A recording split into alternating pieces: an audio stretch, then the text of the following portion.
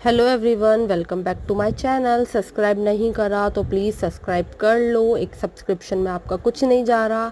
तो जैसा कि आप वीडियो में देख पा रहे हैं कि मेरे को फॉक्सटेल का ऑर्डर रिसीव हुआ है और मैं इसकी अभी ओपनिंग कर रही हूँ। तो मैंने बॉक्स ओपन करा और यहाँ पर मेरे को 3 ऑर्डर रिसीव हुए हैं फॉक्सटेल के। फर्स्ट है face wash, hydrating face wash, next serum retinol का, एंड थर्ड इज़ सनस्क्रीन जो कि है SPF 50। सो